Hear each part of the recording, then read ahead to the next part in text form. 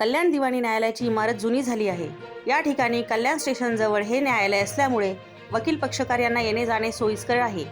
त्यामुळे या ठिकाणी नवीन इमारत उभी राहावी, त्यासाठी आम्ही कसोशीने प्रयत्न करणार आहोत, असे स्पष्ट प्रतिपादन कल्याण दिवाणी वकील संघटनेचे सन 2025 ते सन 2028चे अध्यक्ष पदाचे विजयी उमेदवार, गुणवंत कीर्तिमंत व्यक्तिमत्व ॲडव्होकेट सुदेश मधुकर गायकवाड यांनी केले. यापुढे जाऊन ते म्हणाले, न्यायालयात अनेक प्रश्न आहेत. आमच्या न्यायालयातील वकिलांचे प्रश्न सोडवण्याचा आमचा संकल्प आहे.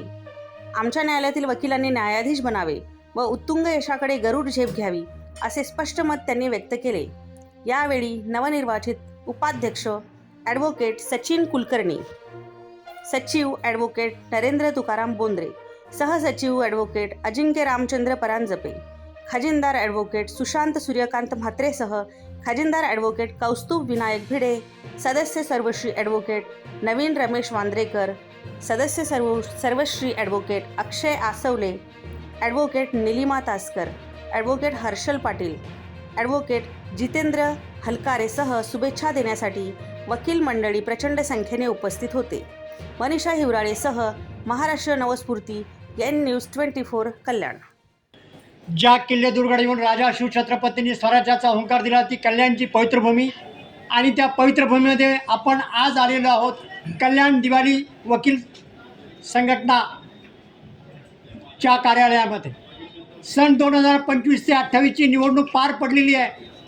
आणि या निवडणुकीमध्ये एक गुणवंत कीर्तिमंत व्यक्तिमत्व अशी या न्यायालयाला ज्यांची ओळख आहे ते ॲडव्होकेट सुरेश मधुकर गायकवाड साहेब अध्यक्षपदी विराजमान झालेले आहेत.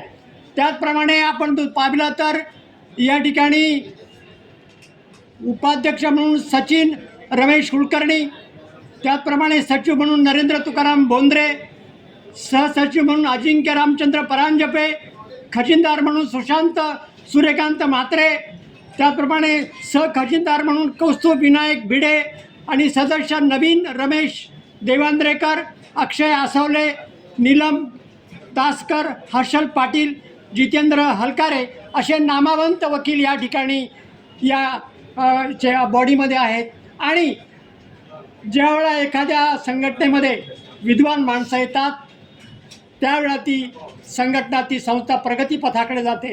बाळासाहेब भारदे नेहमी म्हणत असत की जेव्हा विद्वान माणसं एखाद्या संस्थेमध्ये, एखाद्या संघटनेमध्ये येतात तेव्हा ती उत्तुंग यशाकडे जाते. तर या ठिकाणी अध्यक्ष महोदय गायकवाड साहेब, काय सांगाल, आपल्या काय योजना आहेत पुढच्या? आपण जर इथे बघितलं तर कल्याण दिवाणी वकील संघटनेची ही जी इमारत आहे ती अतिशय जुनी झालेली आहे. आणि इथे आहे त्याच जागेवर आपल्याला नवीन इमारतीचे बांधकाम करायचे आहे. कारण की ही जी जागा आहे ती अतिशय सर्व पक्षकारांना सोयीस्कर अशी आहे. कल्याण स्टेशन त्याला लागून आहे. आणि या कल्याण न्यायालयामध्ये ही जी जवळपासची जी गावं आहेत, शहापूर, मुरबाड, कर्जत वगैरे, तिकडचे सगळे गोरगरीब पक्षकार येत असतात. तर अशा परिस्थितीत त्यांना ही अत्यंत सोयीची जागा आहे. तर त्यांना कुठल्याही प्रकारे अधिक खर्चाचा बोजा पडू नये आणि त्वरित या कोर्टात येऊन त्यांना न्याय मिळावा म्हणून आपण या आहे त्याच जागेवर न्यायालयीन इमारत लवकरात लवकर कशी सुरू होईल याबाबत सर्वात प्रथम आपण हे महत्त्वाचं काम आपण पहिले हाती घेतलेलं आहे. त्यानंतर आता सध्या जर आपण बघितलं तर न्यायालयात काही सुविधांचा अभाव आहे. त्या सुविधा सुद्धा आपल्याला लवकरात लवकर सुरू करायच्या आहेत की जेणेकरून पाण्याचा अभाव आहे काही आपल्या वॉशरूममध्ये वगैरे. तर त्याबाबत इथे एक बोरवेल खोदण्याचा आमचा मनोदय आहे की जेणेकरून बोरवेल जर खोदली तर पाण्याचा प्रश्न कायमचा सुटणार आहे. तसंच कल्याण न्यायालयामध्ये कायम पाणी साठतं. परंतु आता आमच्या या नवीन बॉडीमध्ये जे उपाध्यक्ष म्हणून निवडून आलेले आहेत त्यांचा ते कल्याण डोंबिवली महानगरपालिकेच्या पॅनलवर पण आहेत. आणि त्यांचा हा जो प्रश्न आहे तो सोडवण्यासाठी त्यांनी आम्हाला आश्वासन दिलेलं आहे की कल्याण न्यायालयात पाणी साठणार नाही याची मी काळजी घेणार आहे. तसंच आता आपण जर बघितलं तर वकील वर्गा जो तरुण वकील वर्ग असतो म्हणजे 1 ते 5 वर्षाचा जो वकील वर्ग आहे त्या वकील वर्गाला बऱ्याच वेळा बघतो आपण आर्थिक अडचण असतात. तर अशा वेळी त्या वकील वर्गाला स्टायपेंड कसा मिळेल महाराष्ट्र सरकारकडून तर त्याबाबत आपण त्याचा पाठपुरावा आपण करणार आहोत. आणि त्या अनुषंगाने मुख्यमंत्री व जे अर्थमंत्री वगैरे आहेत त्यांच्याशी भेट घेऊन आपण हा प्रश्न कसा सुटेल याकडे आपण लक्ष देणार आहोत. तसेच या आपल्या कल्याण न्यायालयातून जास्तीत जास्त वकील न्यायाधीश कसे होतील ही पण काळजी आपण घेणार आहोत. त्या अनुषंगाने आपण जे युवा वकील आहेत त्यांना त्या अनुषंगाने आपण प्रशिक्षण देण्यासाठी आपण प्रयत्न करणार आहोत आणि त्या अनुषंगाने ते इथनं आपण जास्तीत जास्त न्यायाधीश कसे जातील हे सुद्धा आपण पाहणार आहोत.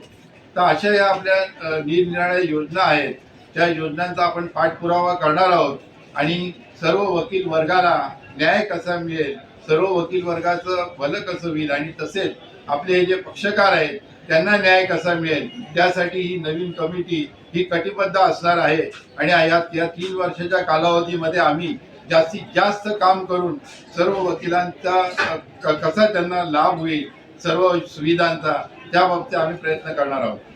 सुरेश गायकवाड साहेब, या ठिकाणी आपण फार सुंदर या ठिकाणी सांगितलं, परंतु नेहमी म्हटलं जातं की 100 अपराधी सुटले तरी चालतील पण एखादा निरपराध माणसाला शासन होता कामा नये. याबद्दल एक अध्यक्ष, नवनिर्वाचित अध्यक्ष म्हणून आपली काय भूमिका आहे? नाही, जरी असं असलं की 100 निरपराध म्हणजे अपराधी सुटले तरी एका निरपराधाला सुद्धा हे होता कामा नये, शिक्षा कामा नव्हतं, हे बरोबर आहे. परंतु त्या बाबतीत एखादा जर आरोपी असेल समजा तर त्याला शासन होणं अत्यंत गरजेचंच आहे.